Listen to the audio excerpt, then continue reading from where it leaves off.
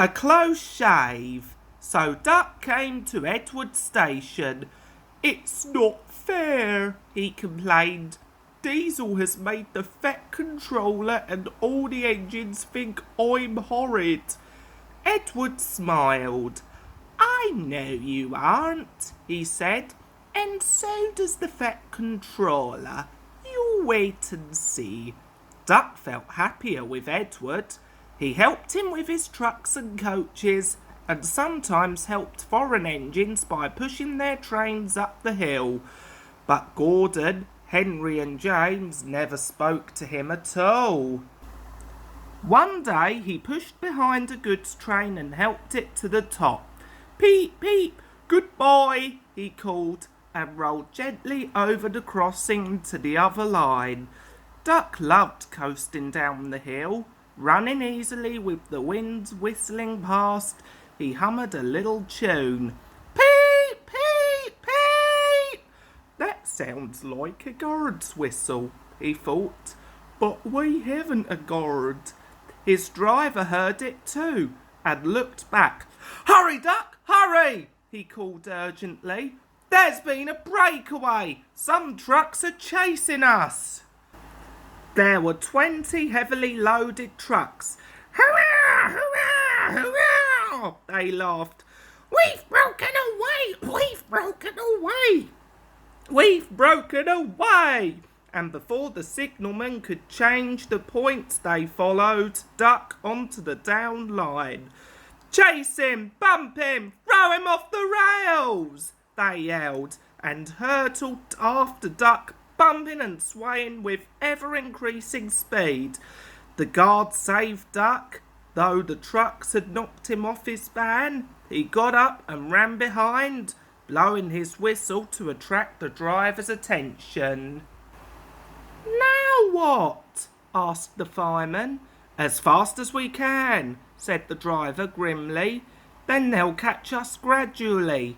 They raced through Edward Station whilst whistling furiously, but the trucks caught them with a shuddering jar. The fireman climbed back and the van brakes came on with a scream. Braking carefully, the driver was gaining control. "Another clear mile and we'll do it," he said. They swept round a bend. "Oh, glory! Look at that!" A passenger train was just pulling out on their line from the station ahead. The driver leapt to his reverser. Hard over, full steam whistle. "It's up to you now, Duck," he said. Duck put every ounce of weight and steam against the trucks. They felt his strength. "On! On!" they yelled. But Duck was holding them now. "I must stop them! I must!" The station came nearer and nearer. The last coach cleared the platform. "It's too late!" Duck groaned and shut his eyes. He felt a sudden swerve and slid, shuddering and groaning, along a siding. A barber had set up shop in a wooden shed in the yard. He was shaving a customer. There was a sliding, groaning crash, and part of the wall caved in. The customer jumped nervously, but the barber held him down. "It's only an engine," he said calmly, and went on lathering. "Beg pardon, sir," gasped Duck. "Excuse my intrusion." "No, I won't," said the barber crossly. "You've frightened my customers and spoilt my new paint. I'll teach you." And he lathered Duck's face all over. Poor Duck. They were pulling the trucks away when the fat controller arrived. The barber was telling the workmen what he thought.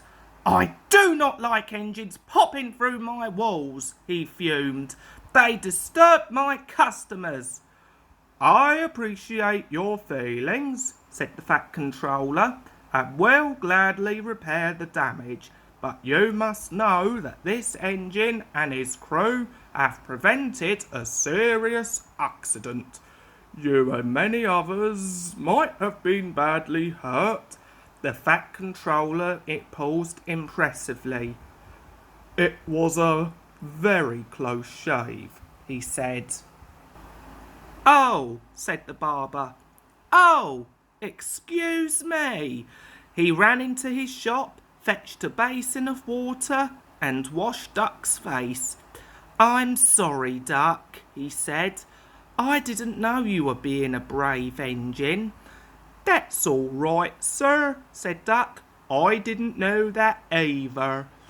You were very brave indeed, said the Fat Controller kindly. I'm proud of you. I shall tell City of Truro about you next time he comes. Oh, sir, Duck felt happier than he had been for weeks. And now, said the Fat Controller, when you are mended, you are coming home. Home, sir? Don't you mean the yard? Of course. But, sir, they don't like me. They like Diesel. Not now, the Fat Controller smiled. I never believed Diesel. After you went, he told lies about Henry, so I sent him packing. The engines are sorry and want you back. So, when a few days later he came home shining with new paint, there was a really rousing welcome for Duck the Great Western Engine.